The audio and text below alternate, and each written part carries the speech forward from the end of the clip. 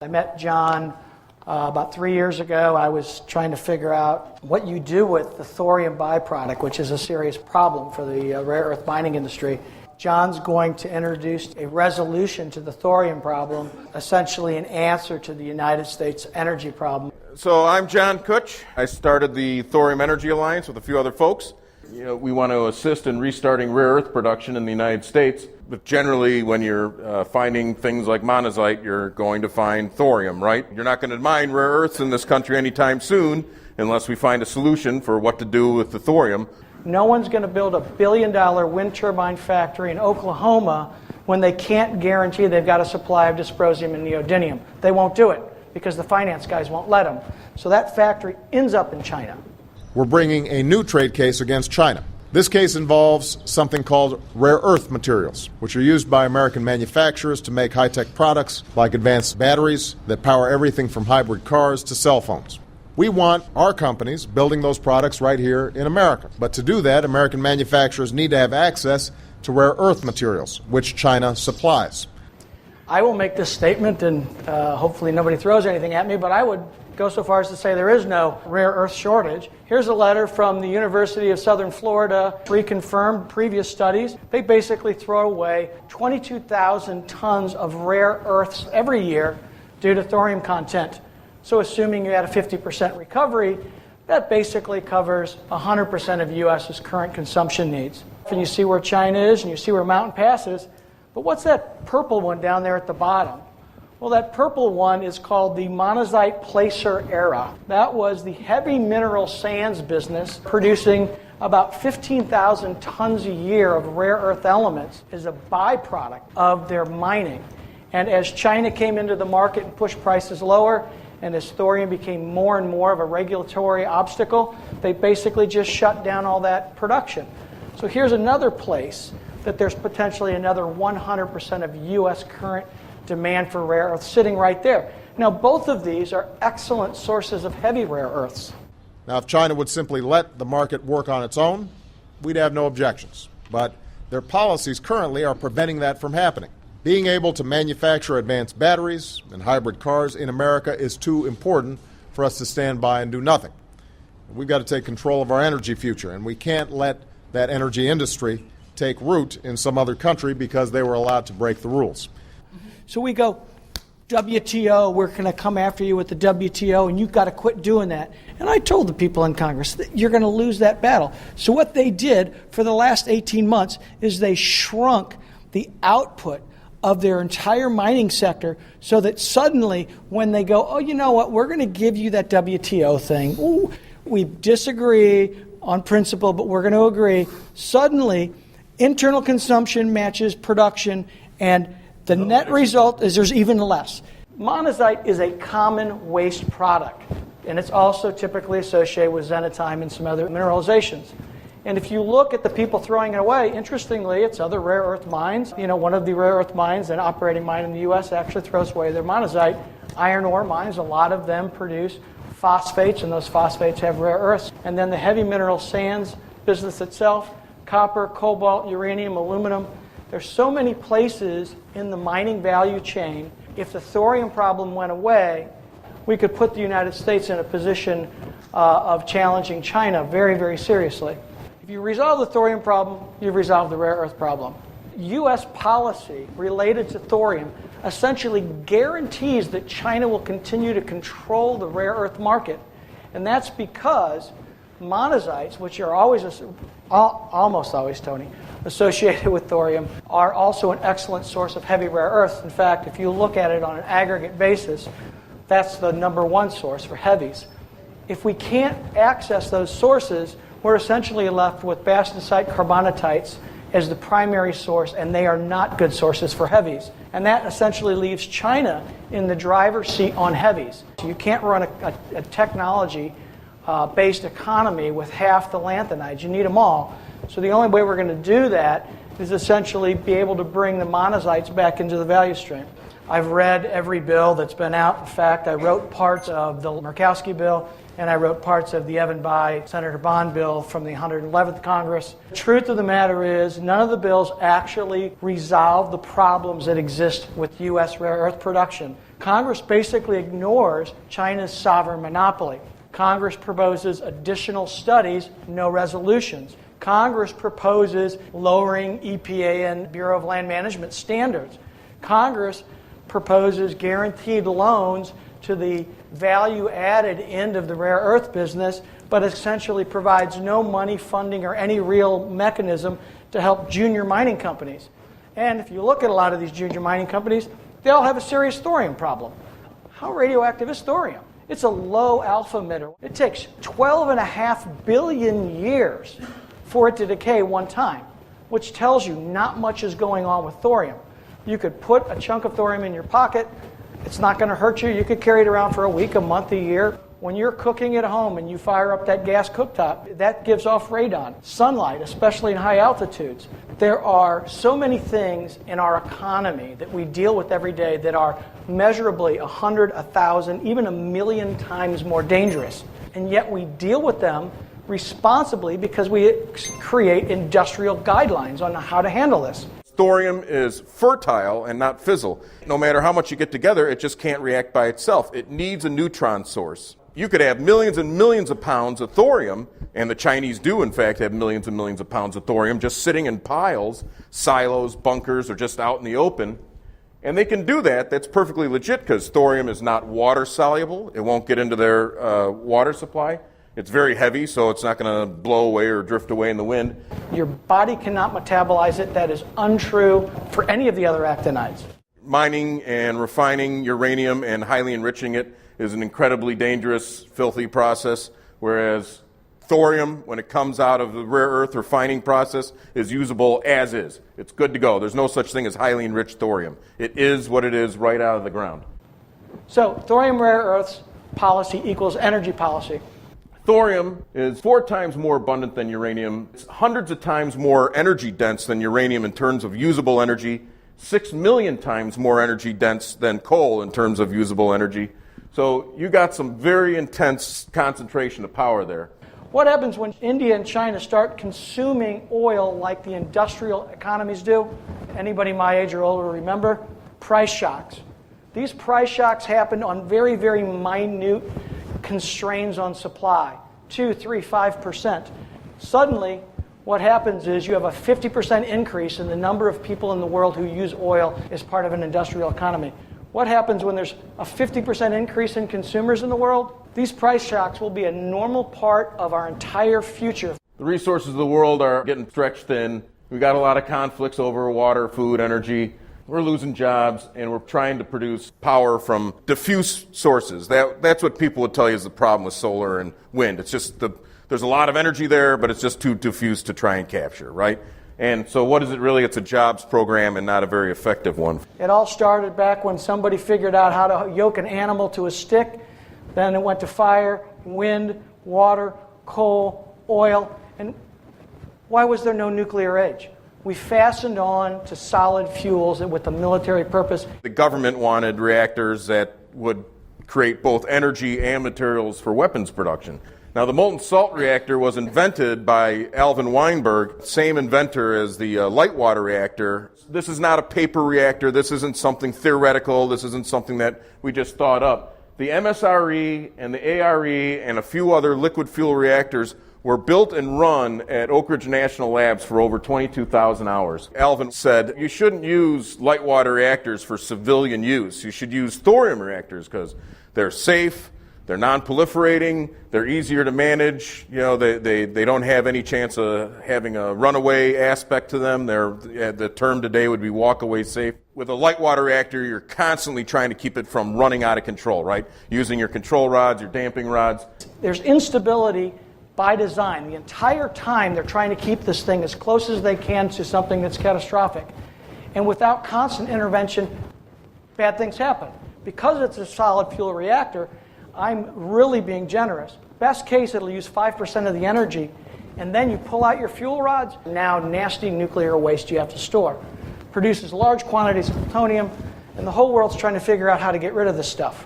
With an MSR, you're constantly trying to keep the reaction going. The second you stop trying to keep the reaction going, vroom, it just solidifies.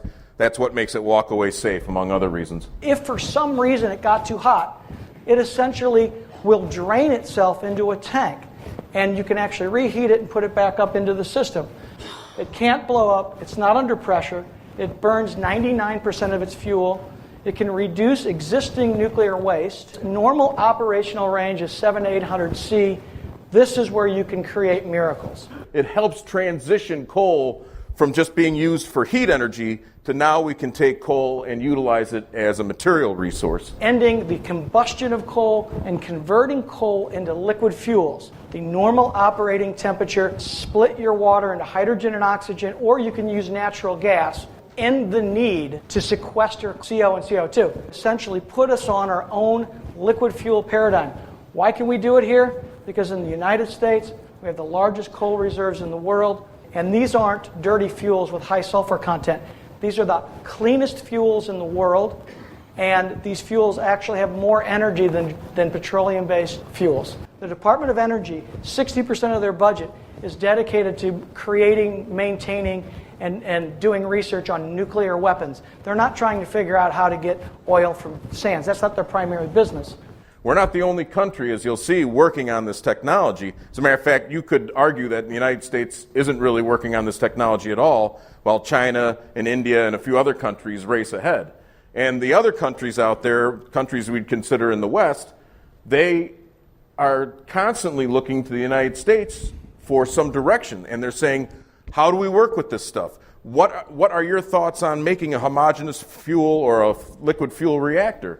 And the response is nothing. The last response the NRC gave was, fluid fuel reactors look promising, and we promise to have regulations in place in the next 30 to 50 years. The CRC for the NRC basically says, fluid fuel reactors, all the regulations for that go here. So there's a page in the regulations, but there's nothing there other than like a little placeholder bookmark. That gives you a sense of our sense of urgency compared to what the NRC thinks is urgent. The NRC and the DOE have a hostile position to anything that's not uranium/plutonium based. India wants to develop this, but right now the NRC has literally gone to India and Czechoslovakia and said, how about you stop working on this? We're going to just call this a DOE Kodak moment, because by the same thought process that Kodak found itself out of business, the DOE is going to find itself out of business because China's developing this stuff right now. And the former premier's son, who's the head of the National Academy of Science, a brilliant guy, educated at Drexel, Chinese Academy of Science, he said, hey, we're going to commercialize the thorium reactor and we're going to control global IP. If they have global IP, when we want to use this system to turn oil into coal or tar sands into oil, they're going to be making top-line revenue right off us on our own technology. Our energy, no matter what, forever is going to cost more than their energy. They just announced that they have run what they call a salt loop, put in neutronic stand-ins in the salt loop. When you start putting neutronic stand-ins in, that means you're at the doorstep of commercializing this. What are we going to do then, right? As a country, they're smart.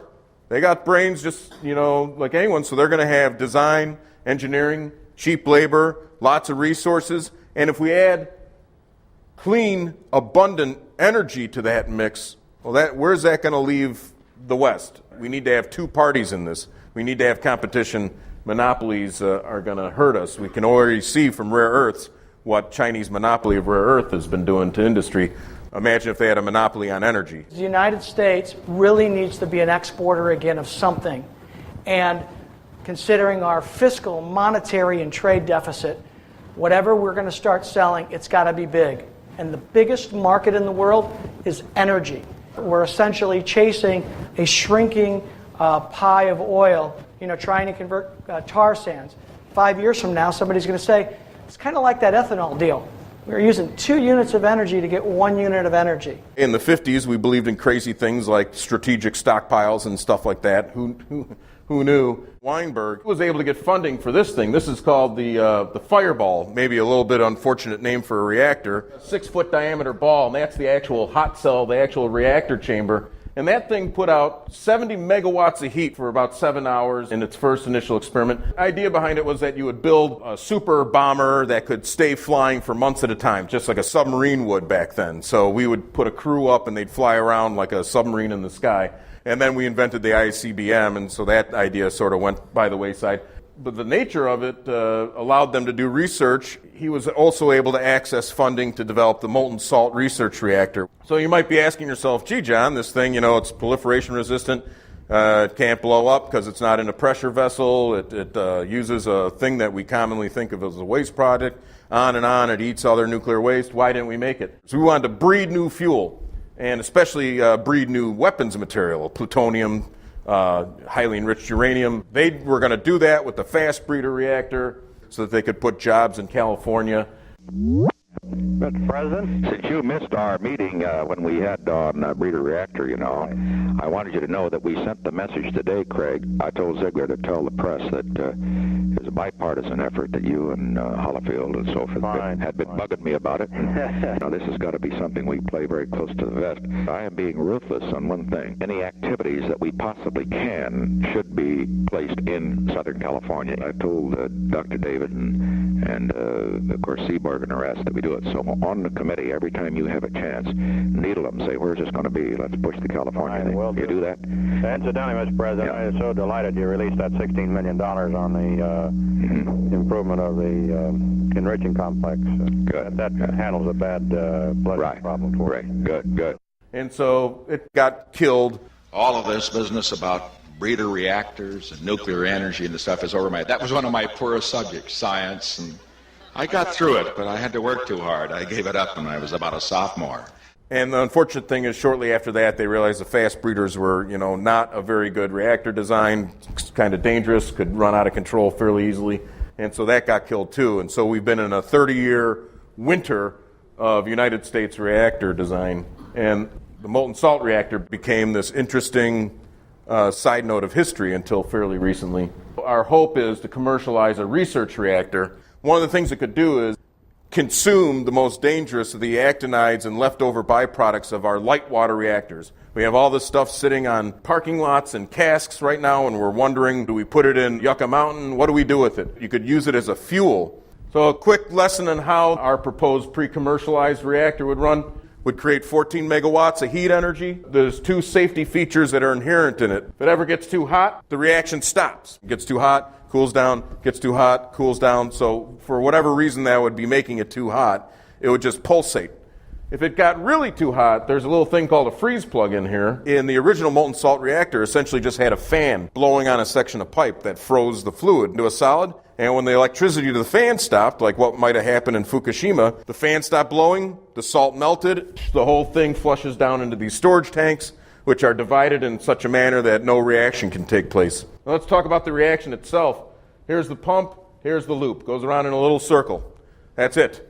And the nature of it is beautiful. You don't have solid fuel zirconium-coated rods. What you have is a narrow section of pipe, right? The cross-section just isn't big enough. No reaction can take place. No reaction can take place. Comes into the chamber. All of a sudden, the cross-section gets really big relative to the small pipe. Reaction starts taking place. Gets hotter, goes out here, goes through a heat exchanger. We could have a heat loop or a turbine hall or both. And then it goes back around again. You don't have triple and quadruple and quintuple redundant pumps. You have one circulating pump. It's not a cooling pump. Remember, this doesn't need to cool. Well, these things run at 800 degrees Celsius, right? A light water reactor or a really good coal-fired furnace can maybe run at about 400 degrees. 400 degrees, the best thing you can do is steam water. But at 800 degrees, you can make fertilizer, make liquid fuels from coal, all sorts of things at a process heat. We could cut out the whole electrical generation portion and go straight to using this thing just as a heat source for chemical reactions and processing. Relatively small, to give you a scale, that's about 6 feet in diameter and 18 feet long. It's very compact because it's so energy intense, right? A 200 megawatt facility really wouldn't be any bigger than a 12 megawatt facility. Maybe 60 feet, 100 feet, 200 feet. You don't need a containment building because there's no pressure, right? It's running at atmosphere, or even some people would say below atmosphere. It's almost running in like a quasi-vacuum in some parts of it. You could, if you were not affected by neutrons, pounding you, you could actually lift the lid off one of these things and look down into it, and it would look sort of like a hot tub. When the salts are molten, slight blue tint to them, thin and as clear as water. Isotopes, things that we call waste today, are actually commercially valuable things. So we could have industrial and medical isotopes, something you can't do readily today with a solid fuel reactor, because all those valuable isotopes are locked up in the zirconium and waste fuel of the solid fuel rods. The fact that it's so hot allows you to use a new generation of turbines. Brayton cycle turbine, instead of being the size of this hall, like a steam turbine, would be about the size of this desk. It's another reason why you can make these things so compact. Airplane is much more sophisticated than a molten salt reactor. Molten salt reactor is basically like the radiator in your car. Fluid goes through, hits an impeller, goes into the hot engine, comes out, gets radiated out. If your car gets too hot, it pushes the radiator fluid into a reservoir. Once it cools down, pulls the fluid back in. That's called load fouling. Molten salt reactor can follow a load, but that's it. That's as complicated as it gets. These flying things are way more complicated, and there's people inside them. You wouldn't have any people near the hot cell of a molten salt reactor. I sat down with Senator Evan Bayh's staff and the senator, and in the end, he basically said, I don't want to use the word thorium in a piece of legislation because it's going to attract attention. Now, he also agreed with me that if you could create a rare earth cooperative, you could solve the rare earth problem. So what do? Move all thorium-bearing rare earth products to a centralized rare earth refinery. The refinery would be funded by OEMs who are desperate to get a supply that's not Chinese-based. So Hitachi, Mitsubishi, Boeing, anybody who wanted to actually own some of the offtake would invest into the OEM refinery. So now you have your customers as owners of the refinery. So not only have you tied yourself to your end users, but you're saying to them, hey, on good years, we're going to have a profit. Because we're a co-op, we have to write you a check back. So now you're tied very, very closely to your suppliers. It enhances access to capital for those junior mining companies because they have a real offtake agreement they can show their bankers. It eliminates the need to lower environmental standards, to rush projects, a structure that should be impervious to Chinese sovereign monopoly. That solves the rare earth problem, bring jobs and direct investment back into the United States. And all the countries in the world who are sick and tired of being forced to move their factories to China. It's just bad news doing business in China right now. If you don't believe how desperate they are, just look at Molycorp. They can barely offer any usable heavy rare earths. But as soon as China embargoed Japan because of that ship captain, fishing captain thing, Japan just was like, here's $500 million, Molycorp, just on the hopes that you'll be able to provide a second source of rare earths. I can't tell you how many calls we get. When are you going to do this? When is this going to happen? Of course, there's some companies who love that, right? They love the fact that this regulatory issue protects them. And we're saying, they don't have any thorium in their rare earths. Very, very little. And they dump theirs in a tailing site. We're saying, look, it's great that you want $1 trillion. And that's probably the only thing that's important to you. But I've got 2 daughters. I live in this country. All of my family's here. And they need a future. They need jobs.